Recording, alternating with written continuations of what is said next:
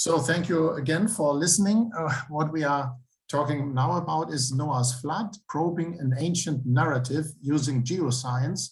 And in the end, I will also show you that we have published about it, and you can, of course, have the off-print. Every one of you knows the story about the big flood, the Genesis flood. It is had different terms, the Deluge, and so on. And we have nice depictions also in the Bible by Gustave Doré and others. And you see the big catastrophe, and only there is an ark, and some people get saved. We have this story in different contexts. We have it in the Bible here in Genesis 6, verses 5 to 22, wickedness of the world and Noah's election, the building of the ark. Then we have Genesis 7, 1 to 10, the announcement of the flood, and Genesis 7, 11 to 24, the curse of the flood, and it goes on. And then finally, the ark is stranded and some people are saved and the rest is drowned. You know this story. But we have other deluge stories also before the biblical record. We know about the Sumerian flood, a local flood about 3150 BC, question mark. We have the Akkadian flood in the Akkadian Atrahasis epic, 15th century BC. We have the very famous flood of the Gilgamesh epic. It's the 11th table of the Gilgamesh epic found in Nineveh. It's the 12th century BC from the palace archives there. Fortunately for us, it was burned, so this is preserved. And then we have the biblical flood. The transcript is about the 7th century BC. We have different hypotheses. What is behind this legend or this narrative? There is this narrative, but what is behind it? What is, so to speak, the natural occurrence behind it? So I will enumerate 4 hypotheses. The first is the post-glacial flooding of the Persian Arabian Gulf. You must imagine when sea level was low in the last glacial maximum about 20,000 years ago, we have the sea level at minus 120 meters. Minus 120, imagine that. So half of the shelves, the shelf is normally up to minus 200. So half of the shelves of the world were dry land. People could walk what are now islands.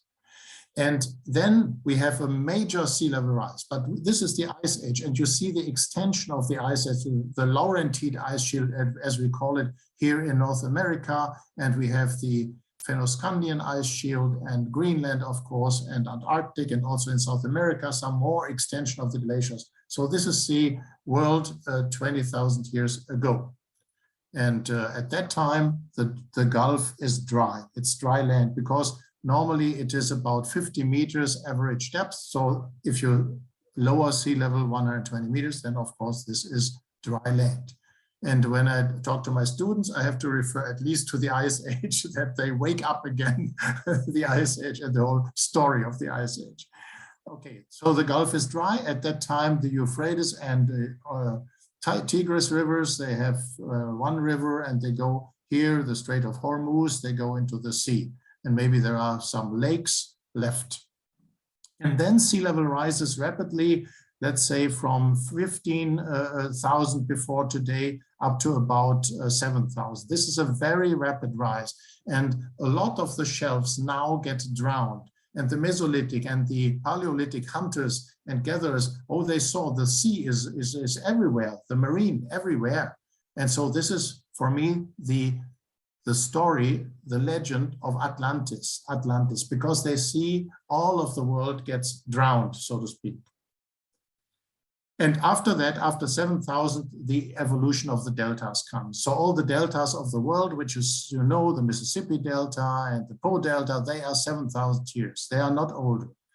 What you see from the topography today where you can walk, this is 7,000 years maximum, because the lower deltas which existed, they are drowned. They are lost in the sea. And yeah, this is the confirmation because it is quite shallow. This whole Arabian Gulf is quite shallow.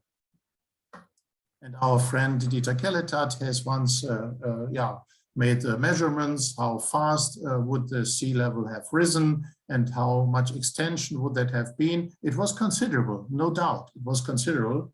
But if people lived at that time, they could still, so to speak, run away. Why should they all drown? They saw, of course, it is a major rise in sea level.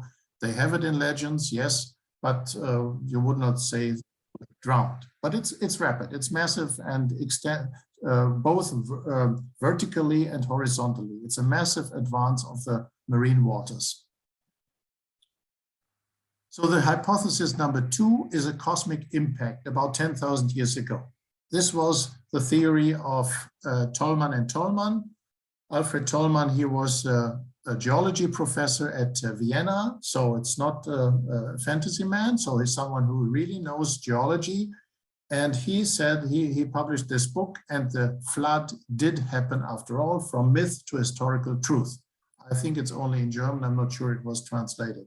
But it's an interesting story. And in his background of the theory, he has the impact of the cosmic impact which killed the dinosaurs. So this was the impact of the comet 65 million years ago at the limit, at the border between the Cretaceous and what we then call the Neogene or the Tertiary. And indeed, this was a massive comet, a cosmic impact, a cosmic catastrophe. Here you see Yucatan Peninsula of Mexico, and here is this Chicxulub crater. That is a crater, and we have a lot of drillings in the Gulf of Mexico because they want to find oil and so on. And you see that indeed there is a direct contact between, there is a catastrophe between the Cretaceous sediments, then comes this catastrophic event, and then comes the sediments of what we call the Neogene. You see it in many drills, and of course this caused a tsunami, or several tsunamis maybe, which went up to here, Dallas, where is Texas? Yeah, so this drought, you can find it in these drillings. I saw it myself because someone showed me one of these deep drills in the Gulf, and you see it there. Yes, everybody sees this. And it has a so-called iridium anomaly. Iridium is an extraterrestrial element. We don't have it on the Earth hardly anywhere, and there you have a massive. So it must come from outside the Earth. So this is well established. Everybody in geology believes this, so to speak. Yes, he says, yes, this was a cosmic catastrophe which killed the dinosaurs, and then comes the rise of the mammals. This is also faunistically a very important gap, so to speak. And we have other impacts of comets. We have the Barrington crater in Arizona, where the astronauts, before they go to the moon, they train there. This is their training ground for a crater. Or we have the comet Biela, which got into several thousand pieces when it arrived to the Earth, and it came like a shower. And on the other hand, we have the narrations. For instance, here in the end of the Bible, the Apocalypse, all the stars in the sky fell to Earth. The stars in the sky fall to Earth. So this is like a comet, or this is like the impact of a cosmic bomb, so to speak. So now what they did, they postulate the Flood Comet, so to speak, with an impact about 10,000 years ago. So everyone in geology says, aha, this is at the end of the Ice Age, this is the beginning of the Holocene. So obviously there was a catastrophe. And what they say is, Tollmann and Tollmann, the other one is his wife, what they say is when the comet came to Earth, it was due to the Earth's gravity field. It was split into 7 pieces. 6 fell into the sea, into the oceans, and 1 near Tyrol, near Kurifels. This is this impact there. And when you have this massive impact, then you have, of course, tsunamis everywhere, and all the peoples of the Earth, they have a tsunami story, and this is the background of the flood story. This is more or less what they say. And indeed, this is also nicely compiled by Dieter Kelletat. We have many flood myths in more than 140 ancient societies. So all the societies, all the dots you see here, these are societies which have in their narrative a flood, a major flood which killed people and which was catastrophic. Yes. The problem is, and this is now our comment to it, on the one hand side, it is what we would call, it's a sexy idea, it's quite interesting, but you cannot prove it. First, you would need the sea level or the shore 10,000 years ago, which was minus 40 meters. So you do have to dive in order to see, do you have a flood impact there? And second, it is not at all proven. He doesn't have an iridium anomaly. And for a geologist, this is, of course, a bit strange that you don't have a definite proof.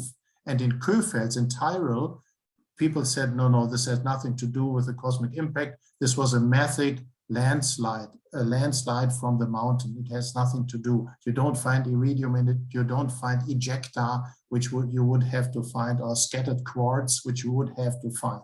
This is not the case. So the only on-site on the, so to speak, in Tyrol, this is not a good argument. And the others in the sea, they have no geological proof. This is the problem behind it. So theory number 3, the post-glacial flooding of the Black Sea.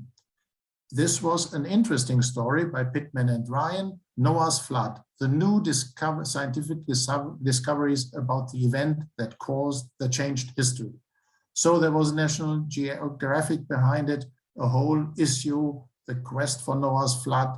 And there was, which was good for us as scientists, there was a big science program now. After the theory had gone into the world, published by Pittman and Ryan in 1997 in a book and also in scientific papers. After that, then people around the Black Sea said this is impossible. And so we had a wonderful big community of people who are working now proving or disproving this hypothesis. So what came out? The hypothesis is the sea level was low in the Ice Age, and then sea level rose, as I've shown you. And when there was the deep sea level, the Ice Age, the Black Sea was a freshwater lake, and all the peoples of the earth went there because there they got the fresh water and they could still live there. And then when the sea level rises and it goes high over the sill of the Bosphorus in nowadays Istanbul, this is 40 meters, the sill, then catastrophically, so to speak, the Mediterranean flushed into this lake, which was minus 150 meters deep. And now this basin is filled with the waters of the Aegean Sea, so to speak.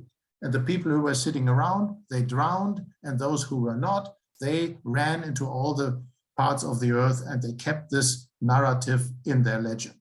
This is the story what Pittman and Ryan are telling. And this happened about 8,400 before today, because you can see sea level was then at minus 40 meters, and it goes over the sill, and then you have this catastrophe for the Black Sea region. This is what they say. It is discoupled, so to speak, when the sea level is low and minus 120 meters. Then the Marmara Sea is dry, and here the Odessa Shelf is all dry, and later it rises, and then comes the reconnection. And why do we have fresh water? Because we have melting of the ice here, and this goes into the Caspian Sea. It spills over the Manish spillway, which does exist. Yes, there is a connection, 17,000 before today. And then it goes also here. The rivers go in this direction, and this fills this lake, Oxenian Lake, the Black Sea Lake, with fresh water. It's still disconnected, and later comes, and it's first they say it spills over, later they say it goes down to 120 or 150 meters. And then comes this rapid rise, and about, there's the connection about 8,400, and then of course it was a little bit higher, the sill, but with the connection it's also erosion on the sill, so nowadays it's 40 meters, okay, and this is the catastrophe. What is true, it is not just fantasy, other than Tolman's story, is that when you look at the drill cores, and they are geologists, so Pittman and Ryan are geologists, they are not fantasy men, here is the connection. And they say, we see that there is first a sweetening, you have a freshwater fauna, and then all of a sudden we have the marine fauna established right away. So no big time span. We have a freshening, there is a lake, a freshwater lake, and then all of a sudden rapidly comes the marine stuff. And we have Mytilus, which is Galloprovincialis, which is a marine species, and so on. So this is from drill cores here in this part of Turkey's coast, of the Black Sea coast, and also other evidence. So it is not just fantasy. This has to be explained. That's true. And indeed, Ballacht, who was the man who, with his submersible, he found the Bismarck and he found the Titanics, you know, this is the man. And he put his submersible now into the Black Sea in order to see this shoreline, minus 150 meter shoreline, they postulated for the freshwater lake. And yes, they found something. And then there was the big story of National Geographic, which gave some money, you know, so they have to make a nice story out of it. But later what they found there and what they picked up with their submersible was a piece of wood, what I understand, and then some structures which you could interpret as houses in inverted commas, or which could give rise to some fantasy. Then they took the piece, and later it was dated after all the story was told, and it came out 200 years. So forget about it. It is not 8,000 years old or so. It is just a piece which survives there because the lower part of the Black Sea is anoxic. And so you have a lot of shipwrecks there and a lot of wood which can nicely be preserved. So that's the problem of this. And we think, and that people then from there went into all the world and have the story. This is archaeofantasy, because this is not at all proven by archaeological evidence. So in this case, one should say, Pittman and Ryan, you are geologists, yes, but you don't have archaeological evidence for this latter part of your story. Now we come to the mega flood catastrophe in Mesopotamia, the story more or less we believe in. We go first to Ur, and later we go to Uruk. Ur, as you know, the birthplace of Abraham, as it is told. And here we have the excellent excavations by Sir Leonard Woolley, Ur of the Chaldees, it is in English, and translated in German, Ur und die Sintflut, because this, of course, this German title, Ur and the Genesis flood, sells more than Ur of the Chaldees. But anyhow, what did he find? What was his argument? His argument was that in Ur, you see it here, and in the background, you see the ziggurat, this typical tower, like the Tower of Babylon, that's it. And he finds in his excavation, he finds a layer, this is here, the layer number 3, which is sterile, a massive layer, 3 meters thick layer, but it is sterile. There's nothing in it, I think a little bone or something, but sterile. And then again, sediments with the pottery. So pottery sediments below, I understood that this is a more primitive, in inverted commas, so made by hand, and later you have pottery also made on the potter's wheel. So there is really a hiatus, a strong hiatus here. And he extrapolated it here. So that he said, and when he excavated it, and he said, this is the flood story. This is the flood. This is the Genesis flood, the mega flood. And so more in color now, this is his flood deposit, as you can see. Not much in it, inventar is not much. It shows that it is sedimented by rivers. It's not marine, so you don't have marine animals in it or fossils in it. This is the flood. And then pottery and so on, the other strata. FL, the flood layer, water-laid silt of fluvial origin, deposited at one time, average thickness 3.5 meters. This is the flood, he says.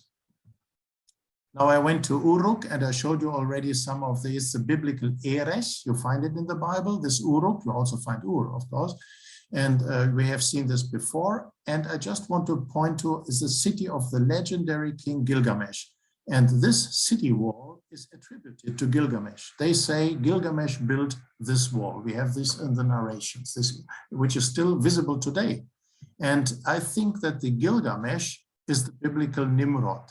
In Genesis 10, you can read, and the most important cities of his kingdom, referring to Nimrod, were Babylon, Eresh, the Uruk, Akkad, and Calneh in the land of Shinar. So a city, he builds cities, so they're building a city, is making a city wall. So that's a city. Okay, so maybe that's the biblical Nimrod. This is my interpretation. Anyhow, I drilled on this city wall here in this area, and I found it's still 5.50 meters is still standing. And I showed to the archaeologists here, you have to excavate up to here, down here, and here comes, so to speak, the virgin soil. Yeah, but the whole thing is, and it is made with bitumen and with bricks and so on. It's quite nice. And then, as we said, we went into the canals. We tried to see the canal inventoire, and we see this is, yes, filled now. The canals are filled with waters. And there I saw like a flood deposit. So maybe this is from this flood, which also was found in Ur, yeah, it is this, what I say, the this gray part, and I found it in this drilling. We have to go in the plain also, which we could not at that time.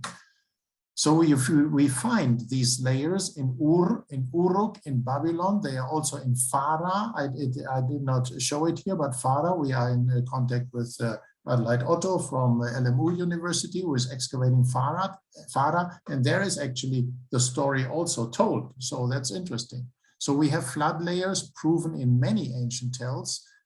In Ur, Uruk, Shurupak, this is Farah, Babylon, and so on.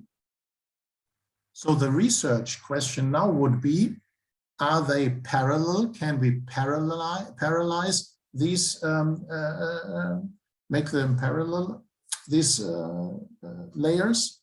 How old are they? What is their inventar? We would have to do faunistic analysis, radiocarbon dating, luminescence dating. In the time of Sir Leonard Woolley, that was not possible. He's writing the thing in the 1929, so we are 100 years later. But nobody has really looked in depth into this stratum.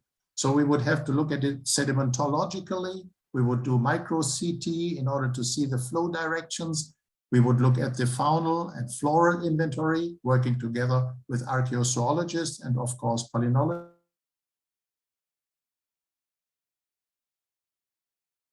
That would be our approach. And then you would have this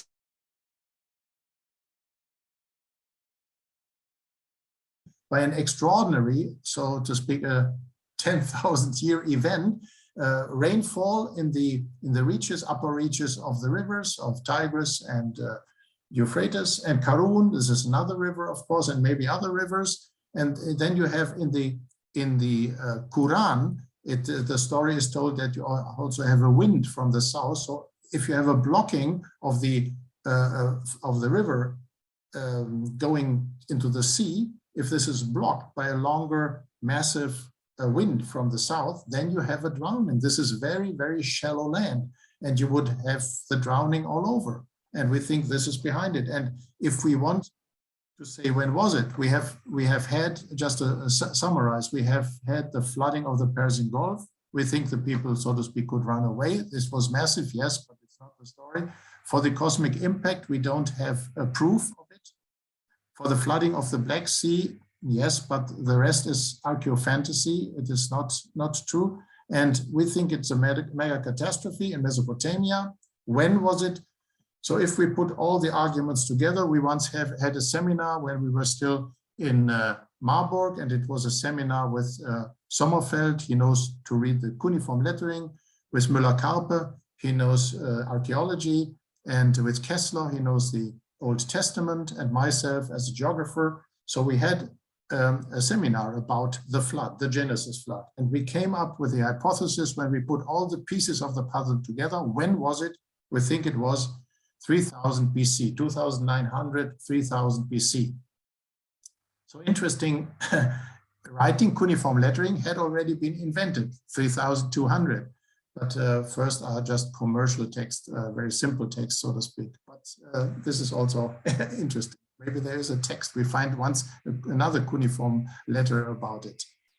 So we have put all these ideas together in our article, Noah's Flood, Probing an Ancient Narrative Using Geoscience. And if you like it, you can have it, or Anka can send it around. We published it in 2019 in a book called Paleohydrology, Traces, Tracks, and Trails of Extreme Events. And indeed, this was an extreme event. So thank you very much.